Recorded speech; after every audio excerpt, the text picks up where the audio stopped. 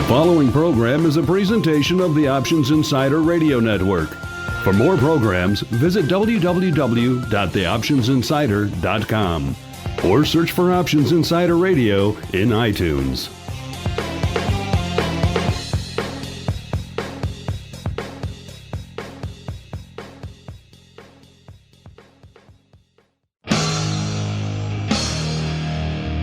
And now, it's time for the show that breaks down the options market. From unusual activity alerts to market updates and trading strategies. If it involves puts and calls, then our all-star panel will break it down.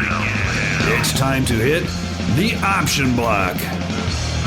With your host, Mark Longo from theoptionsinsider.com and co-hosts Mike Tusaw from KnowYourOptionsInc.com and Mark Sebastian from OptionBid.com. The Option Block is brought to you by Options Express. Don't spend time worrying about your broker. At Options Express, security, stability, and account protection are the most important responsibilities to our customers. Secure account access, enhanced financial protection, entrusted with over $7 billion in customer assets, established financial stability. Options Express lets you trade with confidence. Stocks, options, and futures, all in one account. Trade with a specialist. Visit optionsexpress.com/OXradio to open your free account. Options Express is a member of FINRA, SIPC, and NFA. Welcome back to the Option Block, and I hope all of our listeners out there are having a fun and exciting and indeed profitable trading week.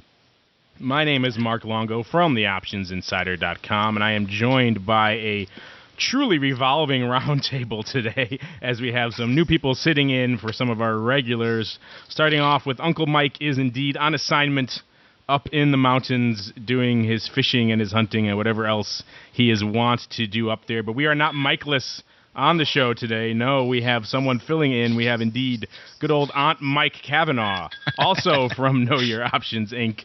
And keen-eared listeners may be aware of his recent appearance on Volatility Views. Before the rest of those listeners who are tuning into Option Block here for the first time and just encountering you, first off, let me say welcome to the program, Aunt Mike Kavanaugh. How are you doing today?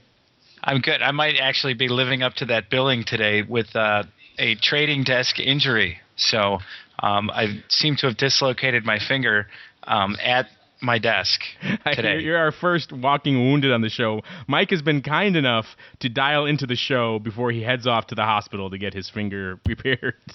I'm looking for calls and puts on this pinky here because it might be easier just to get rid of it.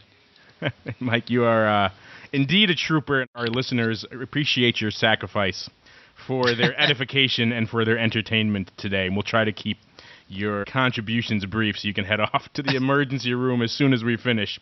Yes. So luckily, I think since you were just on Volatility Views, I think we can skip the long introductions. But let's give a quick overview of your recent history in the options market and Know Your Options, and then we'll dive right into the trading block. Yeah, I'm one of the principals here at Know Your Options. Know Your Options is a registered investment advisor in the state of Illinois. Our custodian is Brokers Express, owned by Options Express. We've got a two-pronged approach to the equity markets.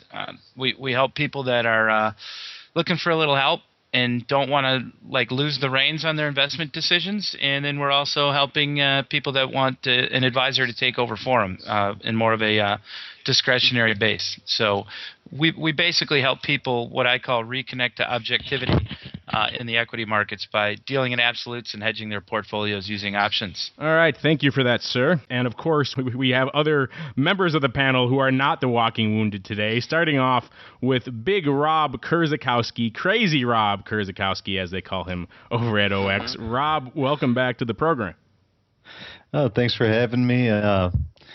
Feeling good this Monday. We pretty much had everybody in the office sick here at one point or another last week, so finally getting over that and finally having a little bit of a market correction. I think Grigas is finally happy that the market is taking a dump here the last two sessions. What? This will be the 1 week that he finally just broke and went long, and then the market turned against him.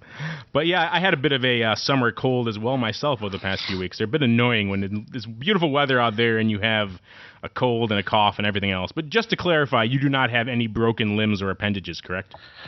No, I do not. And I actually, I pretty much, I had the worst of it last week during the week. So we're suffering here anyway. So, and I got healthy going into the weekend. Although I still sound like garbage, but I feel like $1,000,000. Well, at least you have one up on one of our other panelists. And you're also joined, listeners, by good old Mark Greasy Meatball Sebastian. And Mr. Sebastian, how are you doing? No broken or dislocated limbs, I hope. No, just a broken and dislocated heart. Oh, indeed. Did your wife abscond finally with one of the members of the mini metals, as she's always been threatening to do? Yeah, exactly. All right, and with the team mostly assembled, if somewhat walking wounded, we will roll right into the trading block. The trading block. And welcome to the Trading Block. This is, of course, the part of the show where we talk about, surprise, surprise, what is trading, what is catching our eye today in the markets. And it was a busy one today. The broad markets are selling off, and vol is popping due to a lot of concerns coming out of Europe that the contagion in Greece is now spreading to Italy and Spain and all throughout the fine European continent. We also saw some negative news coming out of India, which pulled down individual names like Ford and GM, who will be having lower than expected sales in those important markets. So a lot of things catching the eye and moving the market. Of course, we had a pop today in the old VIX cash, closed at 1849, up 2.54. The good old NASDAQ closed down 57 handles to 2802. The S&P closed down 24.5 roughly to 1319.5, and good old Dow closed down 151 handles to 12,505. So a lot to parse, a lot to digest today, and usually Aunt Mike, we ask Uncle Mike at this part of the show what his BBI is. That's an index he coined for himself where he measures his bathroom breaks. And if he has a high BBI, then it was a pretty slow day. If it was a low BBI day, then he was pretty much chained to his desk and there was too much going on. So I'm guessing today was a relatively low BBI day for you. Of course, if you had time to throw the old medicine ball around, then perhaps not. Yeah, it was probably a low BBI. We've got another indicator here. We call it the CSI index, and it has nothing to do with the television show. I call it the Kavanaugh Exhaustion Index. So right now the Kavanaugh Exhaustion Index is going full tilt because of the pain shooting out of my pinky. But we were actually looking at a stock here the last few days, and options involve risk. It's not suitable for all investors, but we've actually been putting our clients into this position in LinkedIn. So a simple stock replacement strategy where you take a portfolio and you don't want to buy 100 shares or 200 shares of a stock that's trading for $100. We've been going and buying some in the money calls with an 80 to 90 delta instead of buying 10, 15, 20 calls in each account. We'll just do a simple stock replacement. So for every 100 shares, we'll buy one contract. If somebody has $100,000 in their account, we'll buy an in-the-money call, and LinkedIn's been acting nice. So I know that there's a lot of uncertainty in the market right now, and obviously this is a very high beta stock. The volume's going full tilt today. The thing's moving around $3 at a crack, but it's still positive on the day. So we actually got in the SEP 80 calls last week. We got out of them today, and we're looking to get back in if we get a little bit of a pullback. We talked quite a bit about LinkedIn during the whole IPO hubbub that everyone was talking about trading LinkedIn. We actually discussed at the time, I believe it was a few weeks ago, stock was substantially lower. It's had a bit of a run-up since last we talked about it. People were upset they missed the IPO price. We talked about legging into the short, I believe it was July 50 puts at the time. This is probably back in when June was still front month. And legging into the July 50 puts for a reasonable premium. I believe they were relatively high volatility levels and relatively high premium levels, and you could work a effective close to IPO bid on the stock. Of course, obviously with the run-up in it, you've obviously missed that. I think the stock replacement is another good way to go with LinkedIn because you're not putting all the capital on the table that you would if you had to go out and actually put the underlying in the old account either on margin or straight up. It gives you a lot more maneuverability, and your downside is a little more limited. So if the stock, it is a speculative name, if the stock does take a downturn, you can easily weather that storm and maneuver out of it pretty quickly. Absolutely. And the thing, it's speculative. I mean, even when, we get in there and buy LinkedIn in a portfolio, we're stepping out a little. We typically look at things from the top down, and, we start in an index base. So we'll start with the investments in like an SPY or an IWM or a Q ETF. If somebody wants a little bit more exposure, more risk, then we can start looking at the sector-based ETFs. But, if somebody gives us the discretion to say, hey, look, I'm willing to take bigger shots, then we'll look at the Baidus, the Apples, and the LinkedIns. And, the first part of risk management comes down to money management. If on a $100,000 account, if you buy one in-the-money call on LinkedIn, you're looking at about a 1.5 to maximum of 3% of the entire account at risk on one simple stock replacement strategy. So by no means does speculation mean put 40, 80, 100% of the account at risk. It just means find something that you have confidence in, and then find the right strategy from a money management perspective before you even start getting into the risk management of where you place your stops, or do you do a call spread, or do you do a ratio spread. For this particular instance, we felt comfortable doing a stock replacement, not putting more than 1.5 to 2% of a client's account at risk. And we're keeping a close eye on this one, because if it dips back down to the 90 to 95 level, we'll be looking at a stock replacement strategy again. Yeah, so I think that's a good point to mention as well for a lot of our listeners. They hear speculative and they immediately think swing for the fences, 90, 100% of your portfolio on one name, and that is by no means the proper way, nor is that the way you guys employ those strategies over at KYO. There's a lot of different ways to employ a speculative strategy without risking the entire farm on one bet. Yeah, and people get, the first thing you think of when you hear the word options is most people pull back and go, ooh, that's risky.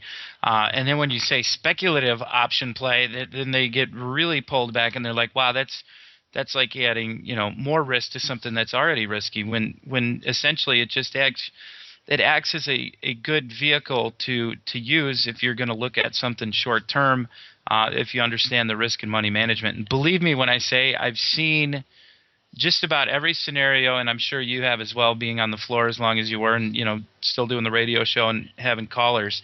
I've seen just about everybody try the wrong way to do things. It speculative does not mean put the pink slips down and mortgage the house. It is just a term used loosely to define how people invest. So a speculative option strategy may sound risky, but it doesn't necessarily have to be. It's worth noting that I'm looking here on my screens as we're talking, and LinkedIn is, I think, one of the few dots of green I see on a sea of red today in my screens. The other green is, of course, gold. I know you guys are pretty active on the commodities. Have you, particularly SLV, I know Uncle Mike usually is in and out of SLV on a regular basis. Have you guys been pretty active in gold and GLD lately? He's Uncle Mike's been watching most of those positions. I'll keep my eye on it now that he's up in the Ozarks or the Green Mountains, wherever he is. But we're still hanging on to the positions. We've been pretty tightly collared for the last year and a half, adjusting the collars when necessary. So right now we're just kind of in a holding pattern on both gold and silver. Rob, since it has been an active commodities day as well, gold setting a new intraday high, at least today. There's been a lot of action on the commodities front, so Rob, why don't you dive in and give us a quick commodity rundown, what you guys have been watching on the old commodity front over there today. Well, commodities, we've pretty much seen a broad sell-off today, with the exception of gold and natural gas. Natural gas has some inventory issues, and now I think the extended period of time that natural gas has been relatively cheap may finally prop up enough demand, and we worked enough inventory levels down to where we may actually run into some capacity issues. So we may see the corner finally turning for natural gas. Gold, it was an amazing day. Gold had all this panic buying coming in We saw all these buyers coming in, and then Obama spoke today, and just gold just dropped $12 like immediately. As soon as he started speaking, mainly because they were concerned. We almost had a done deal this past weekend on the debt ceiling. It appeared that was, Obama thought he may have had a done deal, but the Bonner and the Republicans quickly quashed it. And so some of the currency fears, I think that's what really kept gold from rallying $25 or $30 today. From all the panic buying is the fact that typically gold moves inversely with the dollar. Today the dollar index was up 90 ticks, so that kept some of the kept the bulls from running completely away with the market today. Again, bond futures, we saw a really good pop today, and this finally. Like Mark alluded to earlier, where it becomes a game of where you're going to park your money. The commodities that are more economically sensitive, like crude oil, they took a beating today. Although crude was down $1.50, which, relatively speaking, isn't a huge move. There's some concerns that the People's Bank of China may be more aggressive. Curbing and trying to curb inflation. Who was out this weekend talking about how they're going to come out and aggressively curb inflation. And you have China's really been hit on with this broad market or broad commodity rise. The more economically sensitive commodities, the copper, the crude oils of the world. I think that's where China is really going to deflect their attention. You can't really, with the population that they have and the upward mobility, they're not going to trying to fight food inflation is going to be a losing battle. So I think that you're going to see copper and crude oil and some of these more economically sensitive commodities pull back in the coming weeks. The another interesting note: gold and silver deviated greatly from each other, and that just goes to silver's kind of dual nature. It's part industrial metal, part precious metal, and I think that the broad commodity sell-off and traders just worried about being long. If this is going to be an extended equity sell-off, silver is probably going to get hit pretty hard. Traders were abandoning ship. So we probably saw some people moving out of precious metal bulls, moving out of silver and into gold.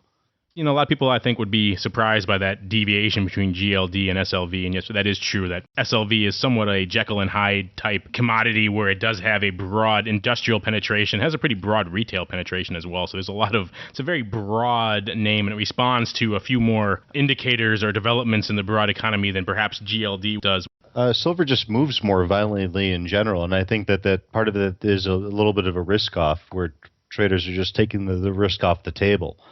On a percentage basis, silver has always moved more than gold, and that just not only are traders more finicky, but it's a much thinner market on the futures and even in the spot market in London, where they have the two fixes, the AM and PM fix.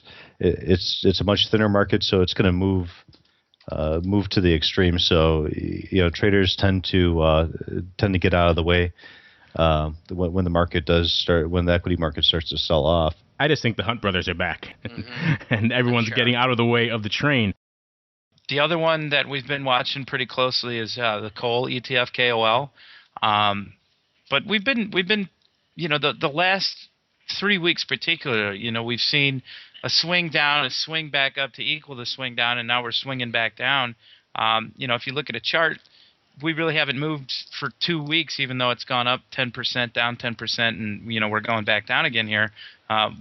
We've been kind of lucky that we've had some big swings, but we haven't really had to make an adjustment yet. Yeah, that's good. So you can keep the BBI to a relatively respectful number then. It's good for the BBI index. It's bad for the Kavanaugh pinky finger. Yeah, that might be a new one. When it slows down, I guess we start throwing that medicine ball around. And the Kavanaugh breaking your finger, goofing around the office index, or whatever we want to call that. It was a strategic workout. We were it was a medicine ball. We were working on our core. There we go. It's all for stay healthy for the client, so you can sit longer hours at the old desks. All right, and good old Mr. Sebastian, what was top of mind for you today as you were watching this broad sell-off? Well, as we had this sell-off, I got to wondering to myself, okay, are we going to see the exact same thing we saw last time we sold off like this, where, yeah, you know what, the SPX is off 30 points, but the market is a net seller of premium and a net buyer of deltas. And looking at the stats today, not the case.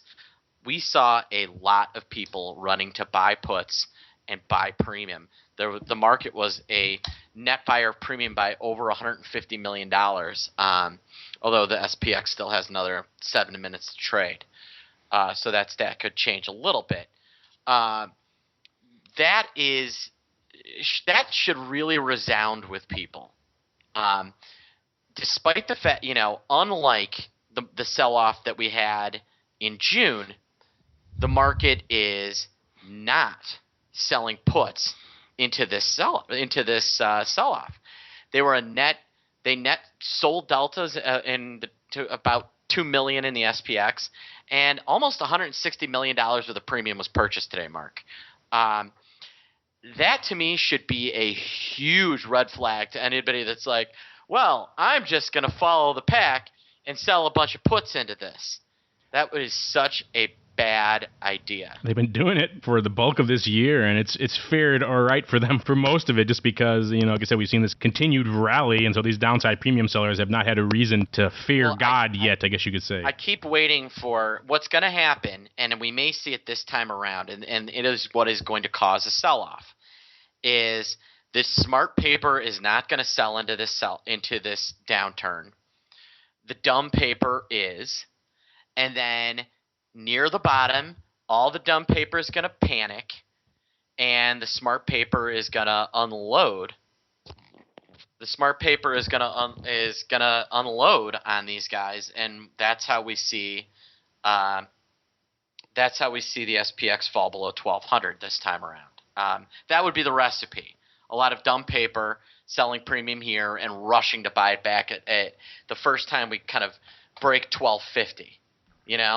All these downside shorts finally racing to cover all these short positions they've been writing forever. I don't think if there were premium sellers today, it was not the smart paper. I think it was the dumb paper. So I think you can argue that a lot of this premium selling has been quote-unquote dumb paper, even though it has paid off for them. Right. I mean, they have been doing it flying full on in the face of everything we're seeing in the market, and even in the S&P, They've been doing it on the backs of like a Goldman and some of the other ones leading the way, all right? It's not that the broker these guys, these idiots aren't generating these ideas on their own. No, they're getting them from following some big trade that Goldman did, and now they think they've got Goldman's system, and this is how they blow up. None of the smart funds are selling into this stuff.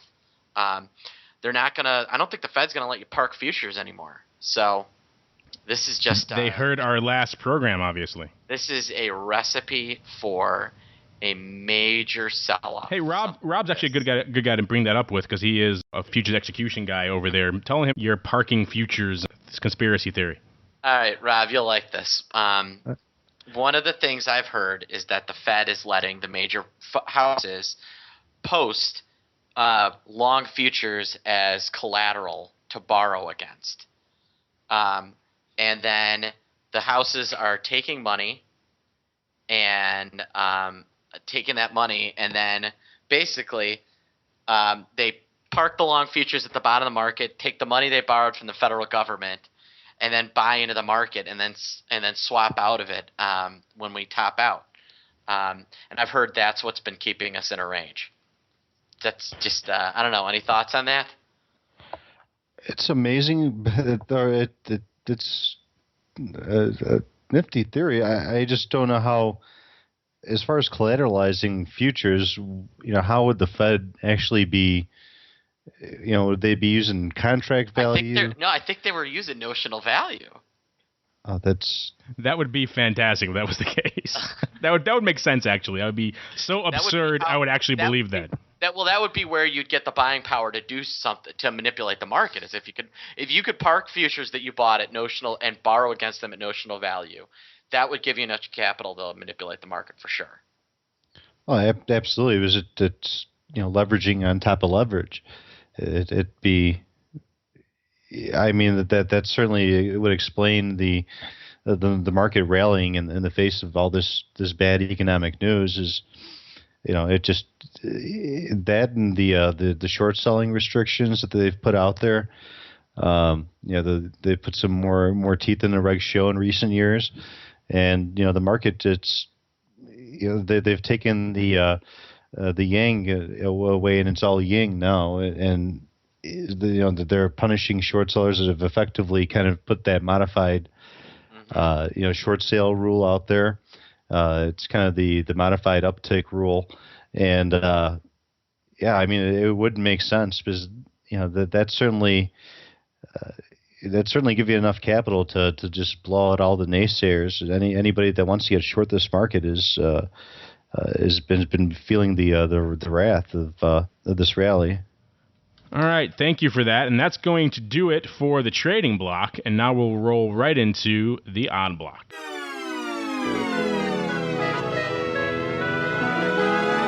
odd block. And welcome to the odd block. This is, of course, the portion of the show where we discuss what's interesting and or unusual in the world of options activity. And we're going to kick things off with good old Clorox. The ticker symbol CLX, they closed at $70 and a nickel, up nearly $2 or about 3% on the day. And this is a name that does about 1,400 contracts a day. They did nearly 18,000 today. And on our write-up on the optionsinsider.com, we had this written up as crowd forms around Clorox call options. So people are obviously, the bulls are flocking to Clorox. This is the name that saw a good rise in the underlying today. It sold off a little bit towards the end of the day, but was up relatively strong. Buyout target? That's what people are speculating on. This has been the subject of some M&A rumors in the past, and that's driven a lot of bullish flow in the name. There's no... What's interesting about this is that there's no rumors today that's driving this. I don't know who. Maybe it got to be a P&G or someone like that. Who else would have a stake in this? Private equity, Procter & Gamble, SC Johnson if they got the money. I would imagine P&G's got to be the big name. Private equity, they're going to dive into the bleach market. Is that a growing concern for them to want to? Do they have so many futures parked? Do they need to invest the assets against other things besides bleach? Of course, they make Burt's Bees as well, which I discovered today. I did not know that. Yeah, no. Any of those major Colgate maybe would be an interesting buyer. Yeah, the industry it's something that runs on economies of scale, so private equity doesn't make a lot of sense, but somebody that's already producing similar products. P&G will take down Gillette. I think they'll take down Clorox in 2 seconds. I think Gillette was a much bigger market, much bigger company. Speaking of taking down, we saw a lot of traders coming in today, taking down a bunch of the July 70s, or about 4,200 went up close to a single clip, and total on the day was about 4,600 of these July 70 calls changing hands. The bulk of them were around 40 cents when they first started gobbling up. Obviously, these things have had quite the range today.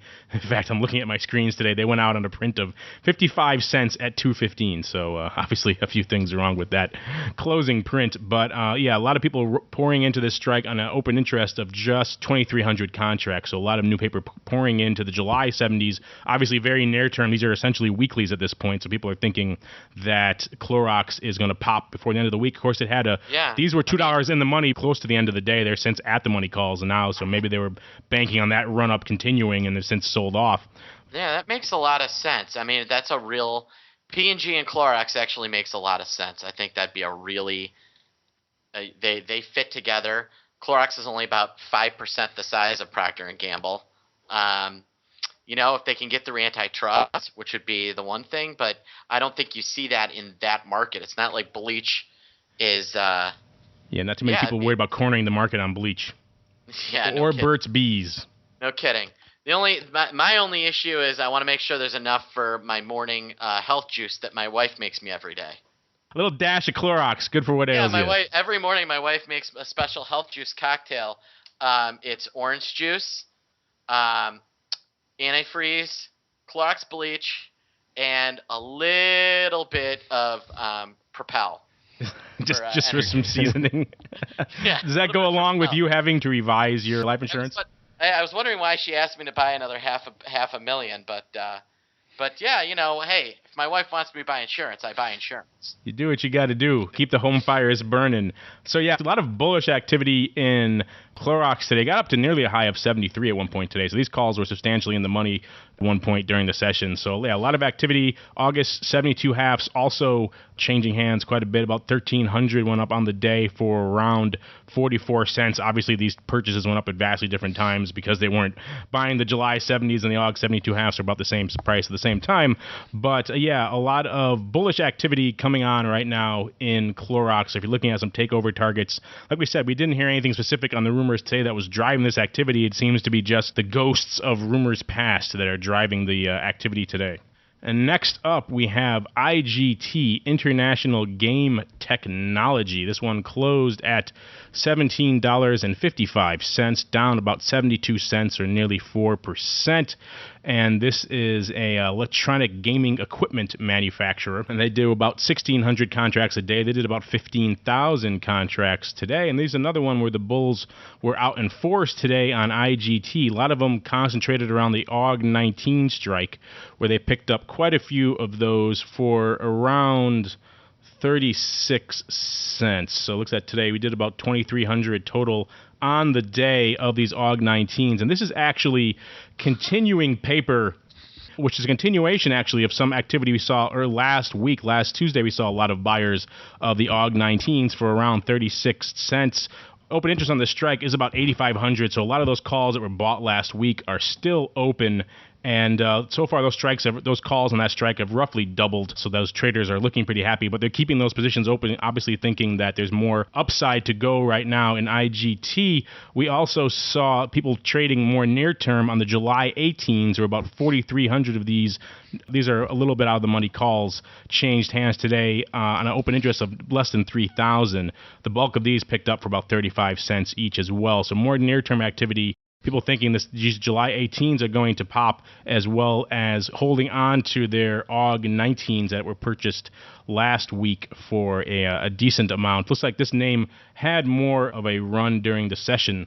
Yeah, this thing got up to nearly $19 at one point today. So these calls that were trading were primarily in the money when they were buying them. They've since sold off. Like Clorox, this saw the high of the day earlier in the session and has since sold off. So these calls were looking a little better, I think, around noon or 1 p.m. than they did at the close. But not surprisingly, a lot of activity going on, a lot of bullish activity out here in IGT. We also saw AUG-20 put sellers selling these for about $1.72, while the AUG-19 puts were also being sold for about $1.10. So a lot of straight up bullish paper coming out in IGT. Someone just told me there was a rumor Warren Buffett might want to buy CLX. That's about the 8th name I've heard over the past week that has some sort of Buffett rumor floating around. Yeah, I know. It's like there are newsletters and companies out there whose whole MO is to determine the Buffett MO and then find takeover targets before they exist and then write them up and make a ton of money, apparently. So yeah, if that would make sense, apparently, if something is driving it today, those bulls coming out in force. So yeah, a lot of interesting, if somewhat unknown, unusual bullish activity coming out in both of these names today. We don't really know what's driving either of them, but still a lot of bulls playing in both IGT and Clorox. If you're looking for some potential near-term upside or some volatility to play around with in some names, these are two good ones to look at. And that is going to close out the old odd block, and now we're going to roll right into the Xpress Block. The Xpress Block, brought to you by Options Express. Options Express lets you trade where and when you want for every level of trading. From advanced charting, free daily trading ideas, and free educational resources, Options Express is the online broker for all traders. Best of all, Options Express allows you to trade stocks, options, and futures all in a single account on powerful yet easy-to-use trading platforms, including mobile devices. Visit optionsexpress.com/OXradio for your free account. Options Express is a member of FINRA, SIPC, and NFA. And welcome to the Xpress Block. This is the part of the show where we dive deep into the world of OX. And we parse the unusual trading that's going on their platform, as well as many of the questions that they're receiving, as well as some of the interesting product and platform developments and updates they have as well. So, with that being said, Mr. Rob K, Big Rob, what are we talking about today in the Xpress Block? Well, actually, today's sell-off and Friday's sell-off brought up an interesting topic of discussion, and that's covered calls and picking a time frame to write covered calls. We see a lot of novice traders or traders that have maybe traded stocks for years, but are relatively new to options and writing calls, and is seeing these longer dated options, the leaps, and simply looking at the big dollar sign in front of a lot of those leap options. They tend to write a lot of longer dated options and leaps against their stock that they own, and I think that kind of goes back to something that we talk about here quite a bit in some of these other educational courses out there that kind of don't go into the real nuts and bolts of what option pricing, how option pricing comes about, and not really understanding volatility. There are several disadvantages of writing those longer dated options. Obviously, the two big advantages that traders see is, number one, the low commission cost, because they write an option that's a year out or a year and a half out, and they just sit on it, and they collect a hefty premium.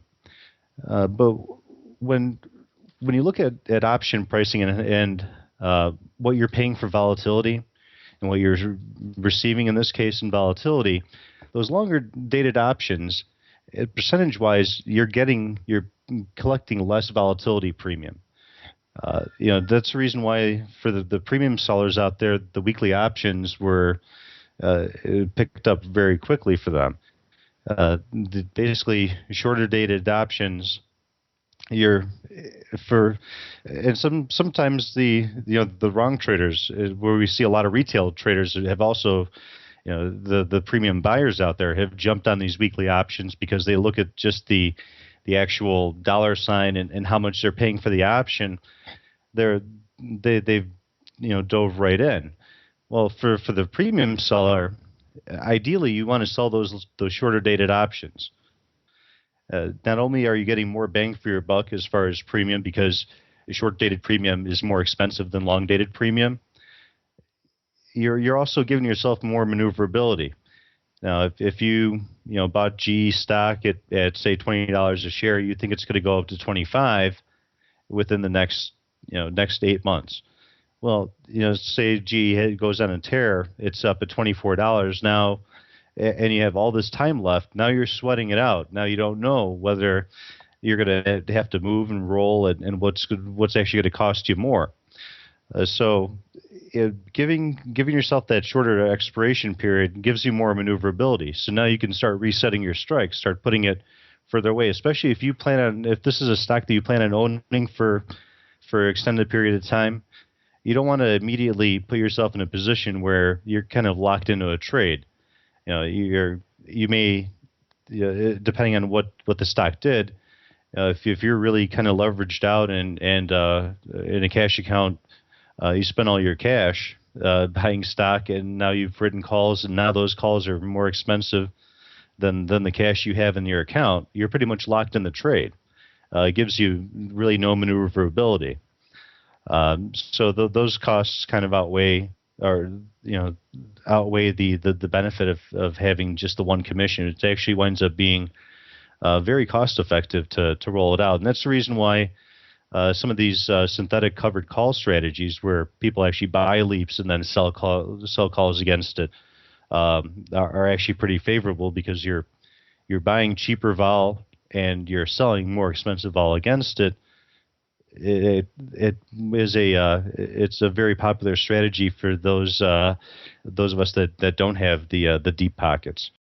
We've discussed this type of topic on the show a bit before, where a lot of novices to the option space, or newcomers, or people who are lured by the dollar signs and the premium levels in these names, come out there and say, oh, look at how juicy these leaps are. I should just hit those against my equity, and I could put it away for a year and not have to think about it. And they're, of course, completely neglecting a lot of those things that you mentioned, as well as the fact that the bulk of an option's time decay occurs in the final few weeks of its lifespan, so you're not getting the bulk of your decay on that option until it's about to expire, whereas if you're writing front month routinely throughout that year, you're collecting much more in the way of decay. And yes, there is an onus of the hassle, and there also is the additional commissions, but any simple metric you do and calculation you do will quickly show you that it's definitely worth your while to write numerous front month calls as opposed to one leap. And of course, that strategy we recommend as well, which is of course using the leaps as a bit of a stock surrogate in the covered call trade, because it does perform much better. You do get the different volatility levels, you get the deltas protecting you on the downside and working for you on the upside, and also it's a much cheaper and more efficient way to implement your capital. So the more nuanced players out there are definitely discovering that, and hopefully through sites like ours and the OIC and the people like Mark are doing out there with education, everyone else is starting to discover that as well, that just writing leaps and putting it away for a year is not the most effective way to do it. Oh, not at all. I mean, and it's, traders just sometimes don't want to put in the effort, and all of us are busy. But just putting in the little bit of time that it takes to maybe roll those calls, and even the timing of the calls. We sometimes see traders before the decay really starts kicking in, that they've got more than a month left, and then they're starting to roll it out to the next, rolling it out further, instead of just kind of biding their time a little bit. Ideally, a lot of traders that I've noticed that they're really successful with covered calls will also tend to roll them either on expiration date or the day before, so they don't get that weekend of right after expiration, where if you roll into the next month, you get a little bit of that vol premium kind of knocked off as well. So just being a little bit more attentive and putting in a little bit more work in the covered call strategy can ultimately lead to better, more successful trading. Well, thank you for that, Mr. K. I know a lot of our listeners will appreciate that, because that is indeed a popular and useful topic to bring up every now and then on the show, is just the many wrong-headed ways that people dive into covered calls. You wouldn't think it's such a simple strategy, you wouldn't think it'd be that easy to screw up, and yet is more often than not that is indeed the case, and people are going out there and just writing leaps and whatever else they see that catches their eye, and they see those big dollar signs as opposed to the front month, but they are actually doing it backwards. All right, that's going to do it for the Xpress block, and now we're going to roll into the listener questions block. Listener mail. Listeners right in. Mail's in. Mailbox. All right, and welcome to the listener questions segment. This is, of course, where we answer some of our listener mail or our forum posts or our emails, or even occasionally the odd. My favorite part of the show. Of course it is. It's the Sebastian commentary block. Mm-hmm. No, actually, we have an interesting question today, and I think to maybe some of our listeners it might seem a little obvious, but it is a frequent enough question that it is worth discussing on the show, particularly when we have someone like Rob from OX who is very familiar with the brokerage side of the business. We can parse this a little bit. And this question came into our forum recently. It's from a user who goes with the handle InvestPsych. And he says, "Hi, I just opened an options account with the opening balance of $5,000. And today I bought," and he goes on to list his positions, MCP 55 calls, MCP 60 calls, SNDK, SanDisk 41 calls, and sold them after a couple hours and made 10% return on assets. That means I made 6 trades today. No, total transaction was under 5,000. I didn't use any margin money. I read somewhere that you can't make more than 4 trades in 5 days. Otherwise, you have to deposit $25,000 in your account, or your account will get locked for 90 days. Can you please help me out? What did I do wrong here? Thanks in advance." So, I mean, obviously, I think a lot of listeners will know this is not exactly the case. Otherwise, people like Sebastian, Day trading rule. and myself would be locked out quite frequently. But Rob, why don't we go into a little more nuance then for some of our listeners who are concerned about this? And this is, like I said, this is a question we receive variations on this on a regular basis. People hearing some of this misinformation that's floating around out there that I can't trade more than once or twice a day, otherwise they're going to lock my account. Well, with a margin account, it is pretty restrictive. If you have a margin account with under 25,000, you're limited to 3 day trades in a rolling 5 business day period.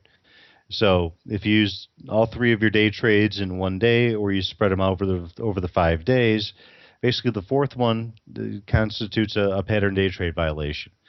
The pattern day trade violation, I mean, if it's something that you've never heard of before, we try to be as lenient with people, maybe give them a one-time exception. But our hands are really tied, and this is a complaint that we get from our existing customers, or even potential customers from that are from other firms. Like, I can't believe this brokerage actually shut down my account and restricted my account. This is kind of FINRA's kind of nanny state policy, and try to basically prevent traders from churning their own accounts. Now, this isn't true if this is a cash account. Now, if this is a cash account, whatever cash you start the day with, you can day trade with freely. The following day, you can initiate a new trade. So if you have a cash account, in theory, you can do unlimited number of day trades. But this is, again, this goes back to the government trying to tell traders how they're going to manage their account. Obviously, a margin account is not going to be a retirement account. So this is something that we certainly at OX don't necessarily agree with, but we're forced to abide by because it is a FINRA rule. I don't know how you guys feel about the pattern day trade rule.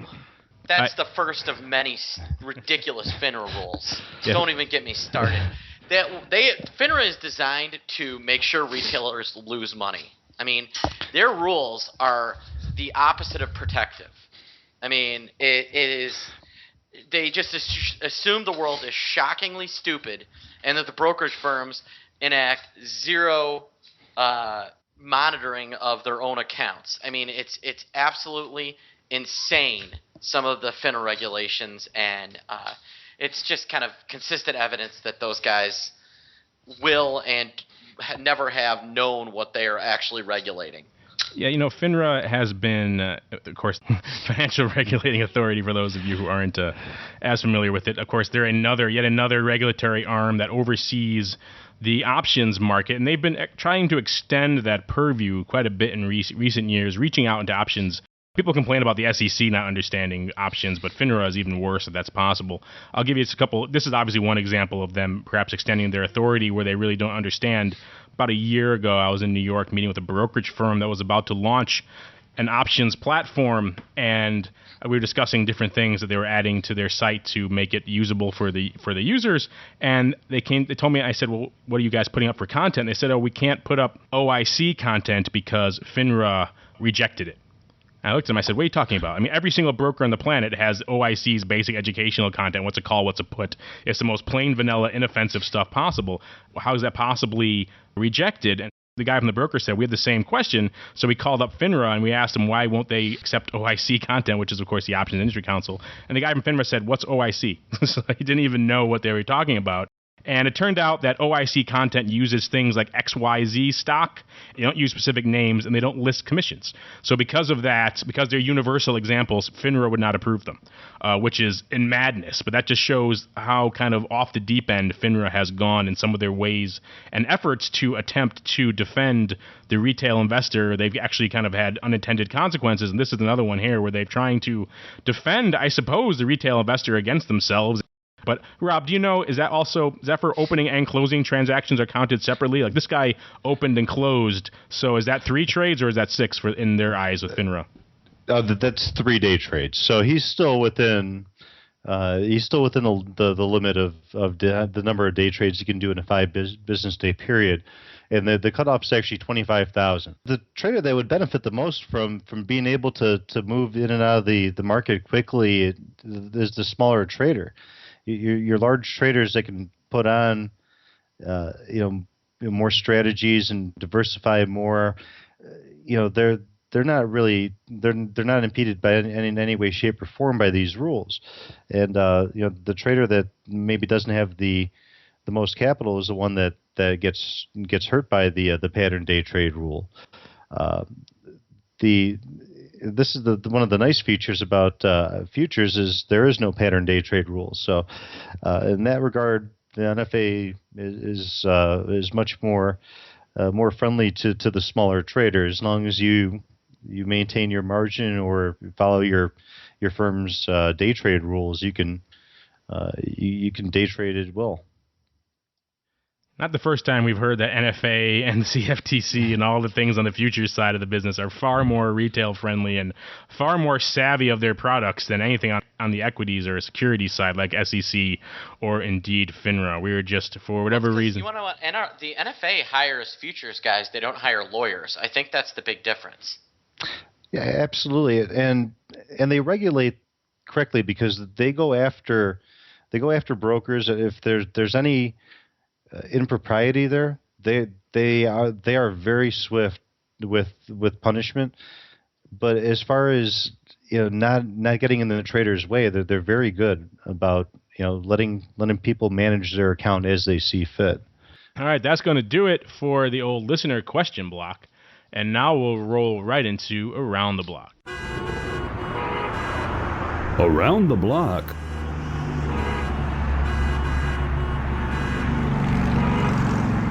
All right, and welcome to Around the Block. This is, of course, the segment of the show where we talk about what's coming up on our horizons for the next few sessions, what we're watching, what we're paying attention to. And, of course, we are coming back into earnings season, which is nice for all of us options traders out there because we get a nice little bump in a lot of the names that we watch and a lot of day trading activity and some volatility premium activity to dive in and out of. So I know from an options trader's perspective, this is always one of the more popular times of year. So on to Mike. I'm sure you have a lot of things that you're watching both from an earnings and from a broad macro perspective over there at KYO. So what's on your horizon? What's on your radar for the next few sessions? LinkedIn is definitely the prized holding so far, and that's the one I'm watching most keenly, so to speak.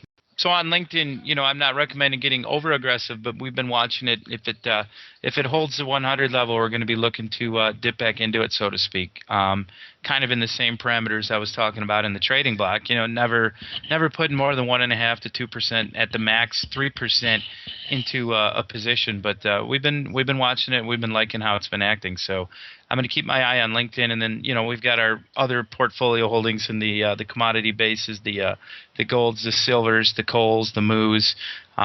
We'll be keeping an eye on that as well. But LinkedIn definitely has my eye. Any plans on working some downside, maybe a downside put spread at that 90 or 85 level that you're very interested in? So if it rallies off, you get to keep a little more premium. If it drops back down, you can just switch leg over into another one of your stock replacement calls. Yeah, I kind of like selling on the dips. I kind of like just selling a put. The same if you feel comfortable buying an in the money call that's got a 70, 80 delta and it costs $1,500 to $2,000 to buy that call. I would rather than the spread itself, I'd rather come up and sell a 50 delta and at the money put option to kind of get stuck owning the stock. It gives me a little bit more flexibility, and I'd sell those on the dips. If we get down to 95, 100 level on LinkedIn, I'd be looking at selling some puts on that, and might look at selling a call spread if the market gets up to 120, where that's a good level where 20% move in a short period of time. I might start taking a look at getting bearish. I know Mike always likes to say he has his 50% guarantee. So is that your 50% guarantee on that one? Yeah, can you guarantee 50%? Isn't like in roulette, aren't the greens the zeros worth something? That's true. Are there some lurking double zeros out there in the market that we're unaware of? All right, thank you for that, Aunt Mike. And now, Mr. Sebastian, I know we have a lot of interesting things coming up on the horizon. What is the old CBOP reading right now? Oh, the CBOP. I love the CBOP. It's actually pretty high, although I'll have a new number in about 12 minutes. Based on VXO, it's trading at about 21. I think when the SKU index comes out today, it's going to be more like 23. So it's starting to rally. It's starting to rally. You heard that, listeners. Get your bids in now on CBOP futures. I think that you're going to see some serious. I think the VIX breaks 25 on this time around. I do. I mean, I'm really, really wary of what I'm looking at right here. So where do you think we'll be in the S&P when it breaks 25? I think it's got to just pass through 1,300 again, or below 1,300 to really get the 25 handle in the VIX? I think this is the time where we break 1250. Oh, you do, huh? I think that the recipe's there. I don't know if it's going to happen, but I think the recipe is there, and I really, really don't like some of what I'm seeing out of the marketplace. It just scares me, and call me dumb, call me whatever, but that's just I don't like what I'm seeing. Rob, you've seen a lot of bearish flow today in OX. A lot of people heading for the hills, closing out positions, picking up downside premium. Absolutely. Like Mark said earlier, I mean, we really didn't see that premium selling. I think one of the previous podcasts, you actually went over some of the nuances of what we do on the execution desk as far as spreads and legging spreads and seeing what type of condors and things are lining up on different exchanges, and there wasn't a whole lot of that we had to look at today. So I mean, that's usually a pretty good indication that there wasn't a lot of premium selling at all.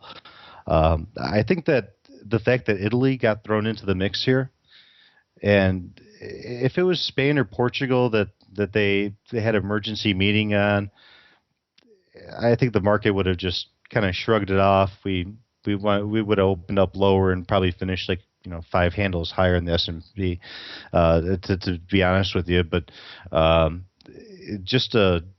think it was less than a month ago when the Greece stuff started really getting heavy again.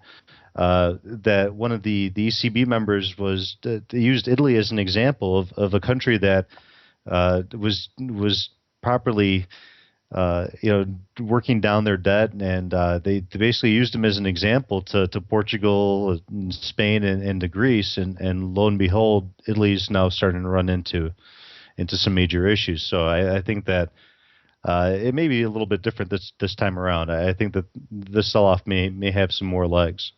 It's amazing to me that these downgrades in Europe or the problems in Europe continue to come as shocks and surprises to the market. We simply jump from one country to the next in this ongoing cycle. I know what you're saying about Italy, but still, I don't think Spain came as a surprise to anyone. They've had a lot of recurring problems over the past year. So the notion that people would be shocked and the market would sell off so aggressively off the news that perhaps it would spread to Italy and others. I mean, this has just been the same story we've been hearing over and over again with Greece and Portugal and everyone else over in that region. And so, I mean, the notion that all of a sudden yet another one would be added to the list is somehow going to cut the legs out of this market, I find a little bit surprising. But we'll see. I mean, you two are both sounding a little more bearish than usual, so maybe there is some teeth to this downturn. Of course, in terms of other things coming up on the radar, it's been a pretty light economic calendar, and quite frankly, I don't think anyone's really paying too much attention to CPI or PPI or Michigan sentiment much anymore. Not given everything else we have going on in the market, I don't think anyone's expecting an explosion of of inflation or that to derail us any further in what already is going on in the broad market. And as Mr. Seabass mentioned earlier, we do have Alcoa earnings coming out right now. So let's just do a final look here. Yeah, there's not much going on in Alcoa right at all. And, of course, we have Amazon coming up on the 15th, which will be a fun one, bringing some of the tech names back into the mix. And they've shown some pretty good volatility, pretty good movements on recent earnings announcements. And, of course, I know we've discussed on the show in the past that Amazon is truly one of the more interesting names in the tech sector right now in terms of the various and diverse business ventures that they are involved in. So if you want an interesting name to watch and play in coming up this week, then I think Amazon is indeed an interesting one. Anything else you're watching over there, Rob? Actually, from economic numbers, not so much. I mean, we're starting to make our way into earnings season, so I think that it's going to be, earnings are probably going to play a bigger part.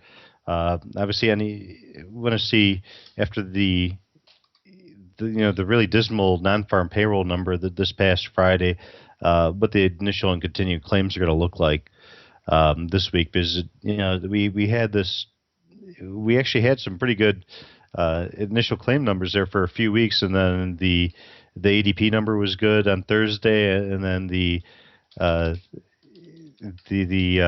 air came out of the balloon as soon as that non-farm number came out on Friday.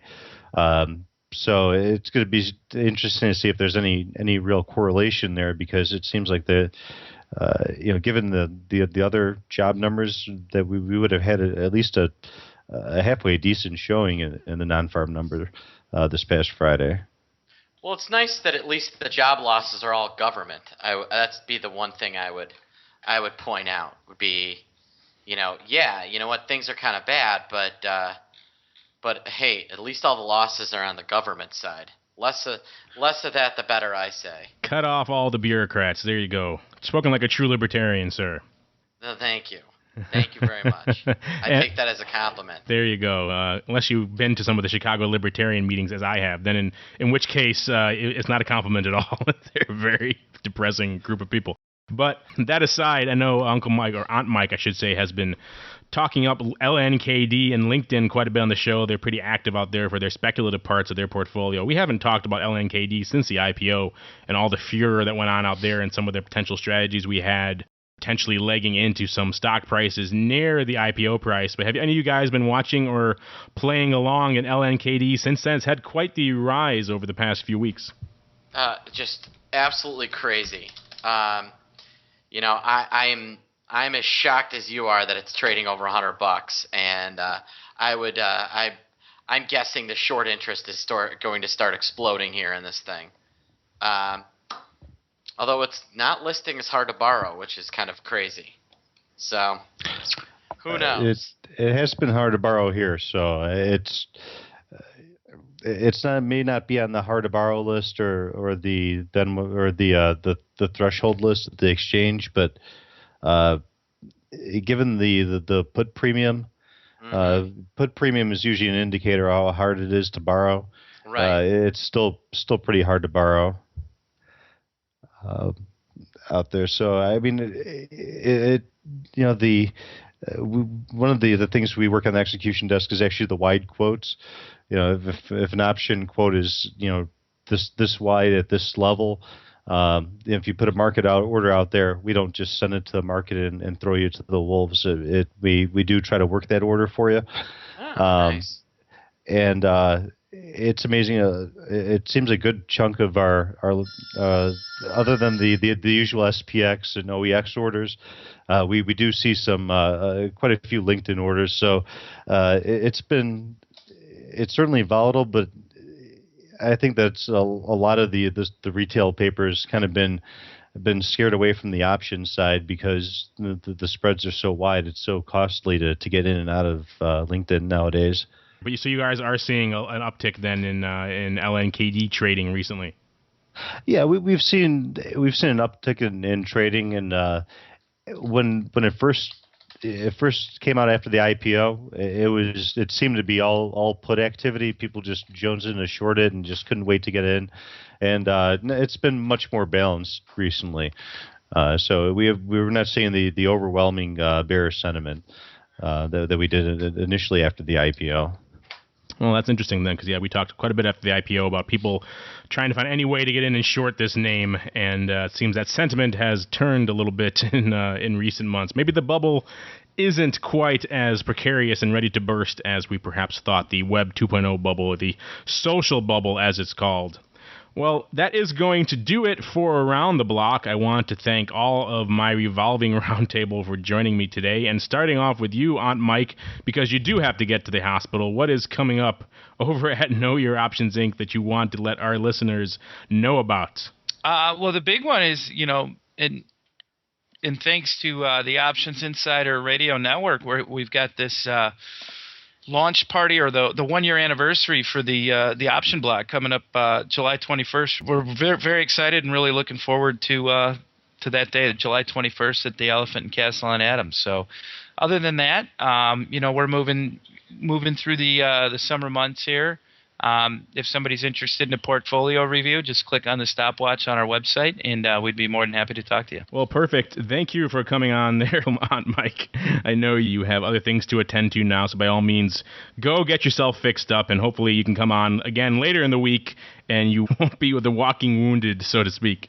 It'll be fun. I'll give everybody an update on the pinky status on Thursday. We'll know if it's amputation, yay or nay, on Thursday. So, well, I think what is more important is if it's self-amputation. I'm thinking about just taking care of it right here at the desk. Yeah, who needs a pinky, really? You can get by pretty well with 4, I think. Well, one of the other advisors in the office here, George Kachuk, is a former MD, and he was looking at it, and he was trying to pull it into place, so to speak, and he just said, I've never seen anything like that. So we've given up on my pinky here. I know your options. Your piano playing days might be behind you, sir. But hey, there's a lot of things you can do with 4 fingers, so you can still live a very full and active life. You can have a new keyboard made up for your desk. You can have to hit all those pesky keys on the ends there. Hey, I could trade in the grain room at the Board of Trade. You just quote things in quarters and halves. So there you go. You're all set. all right, and thank you for that. And now, by all means, get to the emergency room so you can get your hand fixed or perhaps amputated or whatever the case may be with all that medicine ball tomfoolery you have going on in your office. And then, of course, good old Seabass, Mark Seabass Sebastian. I know you have a lot of things going on this week, so why don't you run them down again for our listeners? I've got 3 free webinars this week. I've got one tomorrow at noon with at the Chicago Mercantile Exchange, where I'm going to be presenting the Volex contract, which should be a lot of fun. I'm going to talk about what realized volatility is for a little bit, and then I'm going to present, just 1 or 2 kind of ideas on how to trade it. Then on Wednesday night, I'm doing a back trading session on iron butterflies. Then on Thursday, I am doing a introduction to charting futures with Price Futures Group. You can go to optionpit.com/events to check those all out. And, of course, read my free blog that I do every day. I've been writing some really great stuff over the last couple days, so I'm quite pleased. He's a fan of his own content. That's good. I am a fan of my own content. And for those of our listeners who aren't aware, what do you describe a back trading seminar? Well, what I'm going to do, I did 2 webinars on kind of adjusting butterflies. Then what I'm going to do is I am going to kind of walk through a few old time periods and kind of show how different adjustments work and how the SPX would have reacted. Obviously, it's really easy to do kind of hindsight, but you can really actually see. I try and make it pretty real. I'm not the type of guy that just stacks up the deck to make everything look great. So it's a really interesting thing, and it's a lot of fun.